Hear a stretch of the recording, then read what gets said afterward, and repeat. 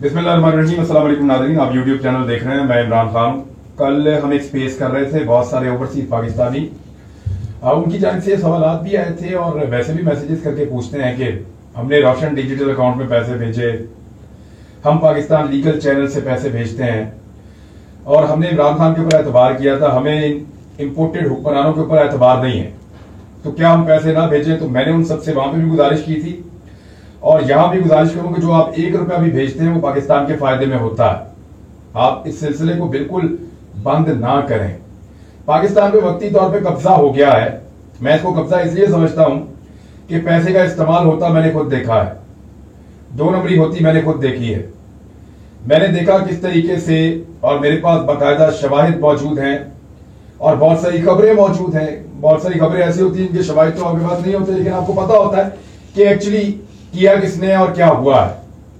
बहुत सारी चीजों का मैं गवाह हूं, बहुत सारी चीजें मुझे हमेशा याद रहेंगी। ये हुकूमत गिरी नहीं है, इसको गिराया गया है और सबने मिलकर गिराया है। पाकिस्तान के इदारों ने, पाकिस्तान की सियासतदानों ने, पाकिस्तान की मीडिया ने, सबने मिलकर शब खून मारा है और शब खून मारने के बाद उन्होंने इमरान खान को तो निकाल दिया, अपनी हुकूमत तो बना ली, जोकरों की इंपोर्टेड हुकूमत बन चुकी है, लेकिन वो ये कब्जा ज्यादा देर तक बरकरार नहीं रख पाएंगे। उन्होंने इमरान खान से हुकूमत छीनते छीनते पूरा पाकिस्तान उसके हवाले कर दिया। अब वो जिस शहर में जाता है, जहां निकलता है, वहां अवाम का एक जमे गफीर होता है। लोग उसकी आवाज पे लबैक करते हैं, हर गली मोहल्ले, हर जगह पे, कोने में, हर जहां जाए वहां पे लोग इस वक्त इसी साजिश की बात कर रहे हैं, इसी ज्यादती की बात कर रहे हैं। तो ओवरसीज पाकिस्तानी जो है वो खातिर जमा रखें। ये जो मुल्क के ऊपर कब्जा हो गया है, ये कब्जा छुड़वा लिया जाएगा। हाँ, ये इलेक्शन लड़के आए, हुकूमत बना लें, जोकरों की इंपोर्टेड हुकूमत ना बनाए, एक नॉर्मल तरीके से इक्तदार में आए, अपनी हुकूमत बनाएं और चलाएं। लेकिन ये कोई तरीका नहीं है कि एक बनी हुई हुकूमत को आप पैसे के बलबूते के ऊपर बंदे खरीद के, उनके जमीर जगा के, इदारों से दबाव डलवा के, और जो जो कुछ इन्होंने किया वो सब कुछ आपके सामने है। किस तरीके से इन्होंने एक बनी बनाई हुकूमत को गिरा दिया है और कैसे एक आदमी को निकालने के लिए आधी रात को इन्होंने अदालतें तक खुलवा दी हैं। ये सारा कुछ हुआ इसी पाकिस्तान में हुआ। तो खातिर जमा रखें। मेरे ख्याल में ये पीछे हटने का वक्त नहीं है, ये वक्त मुकाबला करने का। मार्केट में खबर दी गई है कि शायद जल्दी आम इंतखाबात आने वाले हैं। इस हवाले से मेरी 2 राय है। एक तो यह है कि बजट से पहले तो ये हुकूमत गिरने नहीं देंगे। पाकिस्तान के बड़े इदारे, मुक्तदर हल्के, ताकतवर लोग या एस्टेब्लिशमेंट बजट से पहले हुकूमत नहीं गिरने देंगे। उनकी कोशिश होगी कि जून के पहले दूसरे हफ्ते के अंदर बजट पास करवा लिया जाए शहबाज शरीफ से।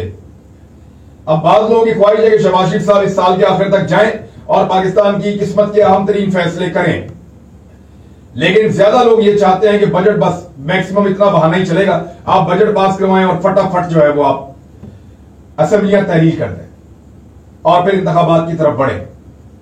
3 महीने की निगरान हुकूमत बनेगी तो जुलाई अगस्त सितंबर मैक्सिमम, और 3 अगस्त तक आपकी हल्का बंदियां भी आपकी मुकम्मल हो रही हैं, तो अगस्त में या सितंबर में इंतखाबात हो सकते हैं। इससे आगे जाने भी नहीं चाहिए। अब एक लॉलीपॉप दिया जा रहा है कि बहुत जल्द ये सारा कुछ हो जाएगा, ताकि पाकिस्तान तहरीक इंसाफ का हुजूम और जो लोग पाकिस्तान भर के अंदर, चाहे उनका ताल्लुक किसी भी जमात से है, वो बेचैनी महसूस कर रहे हैं, उनकी बेचैनी में थोड़ा करार आ जाए। लोगों को विजिलेंट रहना पड़ेगा, लोगों को टक्कर देनी पड़ेगी, लोगों को इस जुल्म और ज्यादती के खिलाफ आवाज उठानी पड़ेगी। आप जागते रहे, दबाव बहुत बढ़ गया है और वो दबाव अब अपना काम भी दिखा रहा है। दूसरी जानिब जो NRO 2 था वो तो मुकम्मल हो ही चुका है। अगर आप हुकूमत गिरा भी दें तो क्या फर्क पड़ता है। यानी इन्होंने बंदे सारे तब्दील कर दिए, जिनकी गिरफ्तारियां होनी थी वो मौखर हो गई, सबके नाम जो है वो ECL से निकाल दिए, हर बंदे को जो है वो रिलीफ दे दिया गया है। हमें DGISPR ने बताया था, पाक फौज का ताल्लुकात आमा का इदारा है ISPR, उसके डायरेक्टर जनरल एक जनरल रैंक के आदमी होते हैं और वो आर्मी चीफ की मर्जी के बगैर या उनसे कट के, या पूरी कोर कमांडर जो होती है उनकी मर्जी के बगैर कोई बात वो नहीं करते। तो हमें फौज ने यह बताया था कि मोहसिन दावड़ और उनके साथी दुश्मन मुल्क से फंडिंग लेकर रियासत पाकिस्तान के खिलाफ इकदाम करते हैं, फौज ने बताया था। ज्यादा पुरानी बात नहीं है। लेकिन आज जो इंपोर्टेड वजीर आजम बनाए गए हैं, उन्होंने नाम निकलवाया मोहसिन दावड़ का भी वन टाइम, और उसको भी लेकर 7 उम्रे पर जा रहे हैं। और उम्रे पर जा कैसे रहे हैं, जरा ये भी आप खबर देखें। ये एयरलाइन खबर चलाई और इसकी ऐसी तैसी फिरी इनकी PMLN की कि उनको वापस लेना पड़ गया अपना फैसला। अभी उनकी वज़ीर इत्तलाआत ने एक ट्वीट किया, ट्वीट आपको दिखाता हूं, फिर ट्वीट की एक बड़ी मजेदार चीज है, उस ट्वीट में शायद आप नोट नहीं कर रहे होंगे, लेकिन मैं आपको वो चीज भी दिखाऊंगा। शहबाज शरीफ का वज़ीर आज़म बनना PIA को भारी पड़ने लगा। वज़ीर आज़म शहबाज शरीफ के दौरे सऊदी अरब के लिए PIA से बोइंग 777 मांग लिया गया है। इमरान खान दौर में भी कभी भी बैरूनी मुल्क दौरे के लिए PIA का तैयारा इस्तेमाल नहीं किया गया। इसकी बहुत ज्यादा कैपेसिटी होती है, सैकड़ों लोग इसके अंदर बैठ के ट्रेवल कर सकते हैं। बोइंग 777 एक बड़ा बोइंग कंपनी का एक तैयारा है और इसमें बहुत खुली गुंजाइश होती है, ज्यादा लोग इसमें बैठते हैं, ज्यादातर ये बैरून मुल्क सफर के लिए इस्तेमाल होता है। तो ये इस तैयारे को इमरान खान साहब ने कभी भी इस्तेमाल नहीं किया, माजी में कभी नहीं मांगा। और उन्होंने जब दौरा चीन करने वाले थे इमरान खान साहब, तो उनके ऑफिस ने PIA से बोइंग तैयारे के अखराजात के बारे में पूछा था। तो जो तखमीना उस दौर में उन्होंने बताया था वो ये था कि 6 करोड़ रुपए का इनका खर्चा हुआ करेगा, यानी रोजाना के हिसाब से ये तैयारा बहुत महंगा पड़ेगा।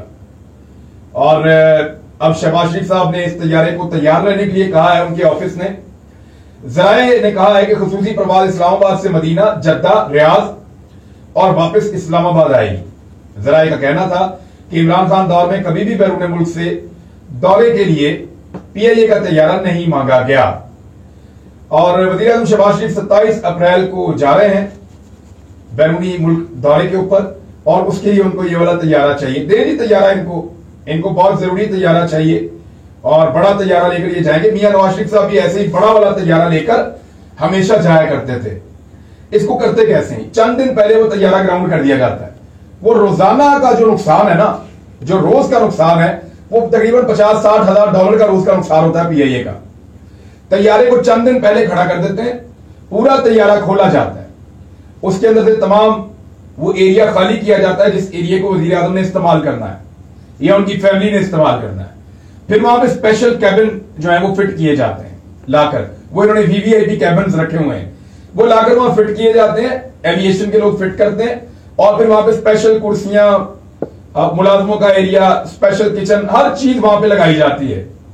फिर वज़ीर आज़म पाकिस्तान नवाज शरीफ साहब जो है वो अपने रुफाका के साथ ट्रेवल किया करते थे। तो ऐसी ही एक ट्रेवलिंग शहबाज शरीफ साहब के लिए अरेंज की जा रही थी, जिसपे फिर रोला पड़ गया। हेलीकॉप्टर में रोला डालने वाले हों या बाकी चीजों पे रोला डालने वाले हों, उनको ये तैयारा नजर नहीं आ रहा था, क्योंकि एक फौज, जफर मौज ये साथ लेकर जाते हैं, बुजरा की फैमिलियां, खानदान के सारे लोग, सहाफियों को भी साथ लेकर जाते हैं, दोस्त यार उनको भी साथ लेकर जाते हैं, मुलाजमीन उनको भी साथ लेकर जाते हैं। तो एक अय्याश खानदान का इनका तरीकाकार हमेशा माजी में रहा है। उसी पे काम करना चाहते थे शहबाज शरीफ, लेकिन बाद में उन्होंने कहा नहीं, वो तो हम जो लोग जाएंगे वो अपने खर्चे पे जाएंगे, तो ऐसा नहीं होता। अगर आप सरकारी तैयारा लेंगे, वो तो बेचारे टिकट के पैसे देंगे, लेकिन रोजाना का नुकसान कौन भरेगा? वो तैयारा वहीं खड़ा रहेगा इतने दिन तक। तो अब ये उस बात से मुकर गए हैं। मरियम औरंगजेब ने ट्वीट किया, ट्वीट आप सुन लीजिए, पाकिस्तान की वज़ीर इत्तलाआत है, फरमाती हैं कि वज़ीर आज़म शहबाज शरीफ भी कमर्शियल प्रवास पर जा रहे हैं। वज़ीर आज़म शहबाज शरीफ अपने जाती खर्च पर सऊदी अरब जा रहे हैं। शहबाज शरीफ बतौर वज़ीर आला बैरून मुल्क सफर के अखराजात जाती जेब से करते रहे हैं। अच्छा, ये लिखते हुए ना इनको पता था लोग इनकी धुलाई करेंगे नीचे, और लोग बिल्कुल सुथराई कर देंगे, बता देंगे कि औकात क्या है और किस तरह के काम इनकी पार्टी माजी में करती रही है। तो इन्होंने भी अपना कमेंट बॉक्स बंद कर दिया है। मरियम औरंगजेब ने भी, ये रेड निशान के अंदर आप देखें, इन्होंने भी अपना कमेंट बॉक्स बंद कर दिया है। इससे पहले भी कुछ लोगों ने किया था, PTV ने भी अपना बंद कर दिया था, मुख्तलिफ महकमे कर रहे हैं, भारत इन्होंने भी बंद कर दिया है। ऐसी कौन सी बात है कि पाकिस्तानी कौम से आप लोग डरना शुरू हो गए हैं? ऐसी कौन सी चीज है जिससे आपको खौफ आना शुरू हो गया है? ये तो बड़े अच्छे लोग थे। ट्रोलिंग तो आप लोग अपनी सोशल मीडिया टीम से रोज करवाते हैं लोगों की, तो क्या हम भी अपना डर के मारे अपना कमेंट बॉक्स उसको बंद कर दें? उसको कहते हैं ना कि जमहूरियत की ये बात करते हैं और जमहूर को बोलने की इजाजत नहीं देते। अभी इन्होंने कमेंट बॉक्स बंद किए हैं, इनके मुंह भी बंद हो जाएंगे अगर इनकी हरकतें तब्दील ना हुई तो। ये शब खून मार के आए हैं, इन्होंने कब्जा किया हुआ पाकिस्तान की हुकूमत पर। ये इलेक्शन लड़े, इलेक्शन जीते और फिर इख्तियार में आए। दूसरी जानिब पाकिस्तान तहरीक इंसाफ की मेहनत जो है वो भी रंग ले आई है, और पीटीआई की फॉरेन फंडिंग केस में जो 30 दिन में फैसला सुनाने का एक हुक्म दिया गया था, उस हुक्म को मुअत्तल कर दिया गया है अदालत की जानिब से। इस्लामाबाद हाई कोर्ट के 2 रुकनी बेंच ने यह हुक्म दिया है। सोमवार को chief justice Islamabad high court Athar Minallah sahab और जस्टिस बाबर सत्तार पर मुश्तमिल बेंच ने सिंगल बेंच का फैसला मुअत्तल कर दिया और अब सारी जमातों का एक साथ सुना जाएगा। पीटीआई ये कहती है कि हमें सुने, हमें सजा दें, जो करना है जुर्माना करना है, सजा देनी है, जो करना है आप करें, लेकिन पीएमएलएन को और पीपल्स पार्टी को भी तो सुने, उनका भी तो केस देखें। ममनुआ फंडिंग का मामला है ना, कि फंडिंग ममनुआ है, सही फंडिंग इकट्ठी नहीं की गई, सबको सुने, सबका फैसला करें, एक साथ करें, उड़ा दें सबको आप। तो इस तरीके से पाकिस्तान तरीके इंसाफ के एक मौक़िफ़ की जीत हुई है और उनका एहतजाज और उनकी आवाज़ रंग लाई है। फिलहाल 30 दिन वाली तलवार उनके ऊपर से उतारी गई है और साथ साथ सारी पॉलिटिकल पार्टीज की ममनुआ फंडिंग का मामला अब इलेक्शन कमीशन में सुना जाएगा। इलेक्शन कमिश्नर के खिलाफ एहतजाज का सिलसिला जारी है। कल के दिन यानी मंगल वाले दिन पाकिस्तान तरीके इंसाफ के लोग मुल्क भर में इलेक्शन कमीशन के दफ्तर के सामने चीफ इलेक्शन कमिश्नर के खिलाफ एहतजाज करेंगे कि इस्तीफा दो और घर जाओ। आप एक जानिबदार आदमी हैं, आप हमारे अहम फैसले या पाकिस्तान के आम इंतखाबात आप नहीं करवा सकते।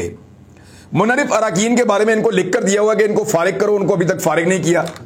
और आपको याद है ये मुनरिफ अराकीन क्या कहते थे? मुझे अच्छी तरह याद है।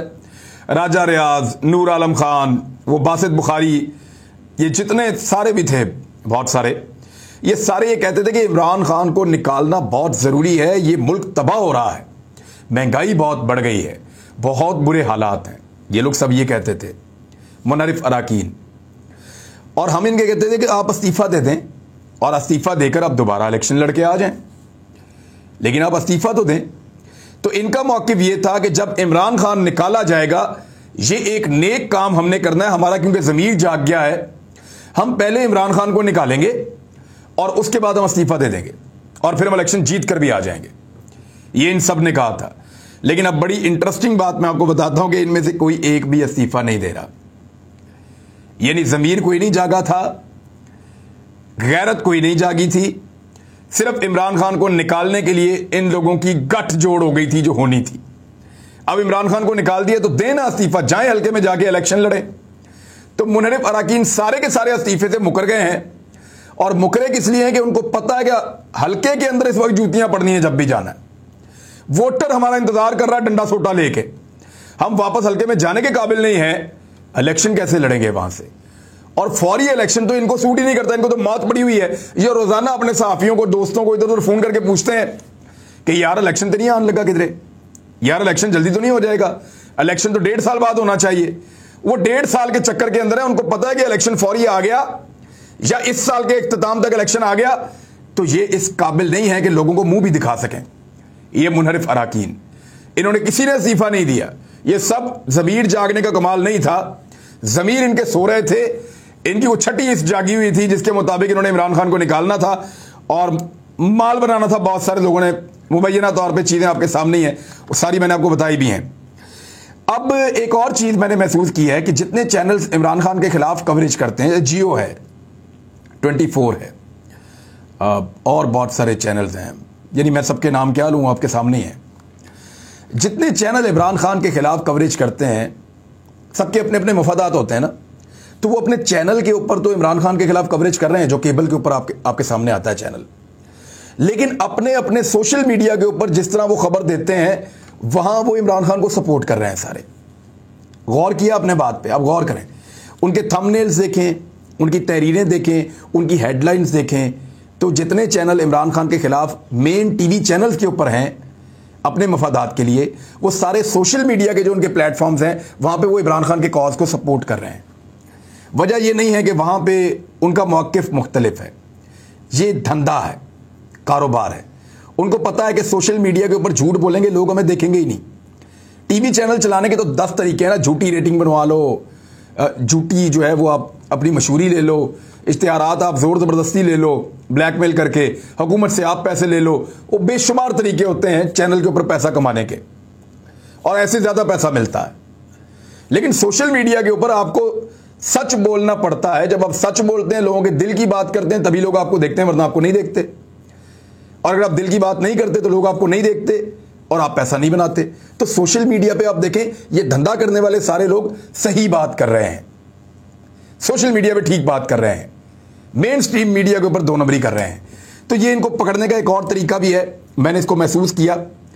एक और जुमला बड़ा मशहूर हो रहा है पाकिस्तान में कि मैं उस वक्त कमरे में नहीं थी, मैं उस वक्त कमरे में नहीं थी। ये बात जो है हिना रब्बानी खर साहिबा ने कही है। इनका एक इंटरव्यू हुआ अल जजीरा पे, उन्होंने धो के रख दिया, बेड़ा गर्क करके रख दिया। किसी एक सवाल का भी जवाब नहीं था। ऑडियंस ने सवाल किए, वहां पे भी तबाह। एंकर्स ने सवाल किए, वहां पे भी तबाह। किसी सवाल का जवाब नहीं है। कभी इधर देख रही है, कभी उधर देख रही है, कभी मैं कर रही है, कोई सवाल का जवाब नहीं दे सका। उन्होंने कहा जी, जरदारी साहब ने ये कहा जी मैं उस वक्त कमरे में नहीं थी। उन्होंने गिलानी साहब ने, मैं उस वक्त कमरे में नहीं थी। तो ये तो इनकी औकात है खारजा पॉलिसी में, और बातें इनसे करवा लें जितनी मर्जी बड़ी। बिजली और तेल की कीमतें बहुत तेजी से ऊपर जाने वाली हैं, मैं फिर खबरदार कर रहा हूं। और वो 2 पॉलिटिकल पार्टी, पीपल्स पार्टी और नून लीग और जमीयत उलमा इस्लाम फजल रहमान ग्रुप, इन कीमतों को ऊपर ले जाने वाले हैं। जो तीनों पॉलिटिकल पार्टीज और इनके सारे हवारी पाकिस्तान तहरीक इंसाफ पे इल्जाम लगाते थे कि उन्होंने महंगाई बढ़ा दी है, और ये अब बेड़ा ही गर्क करने वाले हैं। बहरहाल मैं दोबारा आपको तस्करा कर दूं कि जो इलेक्शन कमीशन के अंदर मामला है, अगर तीनों पॉलिटिकल पार्टीज को सुन के तीनों के खिलाफ इकट्ठा फैसला देना है, तो फिर ये वाला इलेक्शन कमीशन तो कभी नहीं करेगा, क्योंकि इनके अपने जो सगे हैं वो फंस गए हैं, और उनको बचाने के लिए ये इमरान खान को भी डैमेज नहीं करेगा। अगर ये ऐसे है तो फिर इलेक्शन कमीशन से कोई खतरे वाली बात ना पीटीआई को है, ना पीपल्स पार्टी को है, ना पीएमएलएन को है, क्योंकि इनका सबको पता है कि इन तिलों में कितना तेल है। तो नाज़रीन, इमरान खान साहब अब लाहौर का दौरा करने के लिए आ रहे हैं बुध वाले दिन, और उसके बाद वो मुल्तान का दौरा भी करेंगे, उन्होंने पेशावर का दौरा भी करना है, मुख्तलिफ मुल्क के हिस्सों में वो जा रहे हैं। और ये सब कुछ इसलिए है कि वो लॉन्ग मार्च की तैयारी कर रहे हैं। वो लॉन्ग मार्च लेकर आएंगे, धरना देंगे और हुकूमत को घर भेज कर ही वापस जाएंगे। इस मर्तबा उनकी हुकूमत गिराई गई है, वो किसी और की हुकूमत गिराने नहीं आ रहे, वो इंसाफ लेने आ रहे हैं। अब तक के लिए इतनी, अपना ख्याल रखिएगा, अपने इस चैनल का भी। अल्लाह हाफिज़।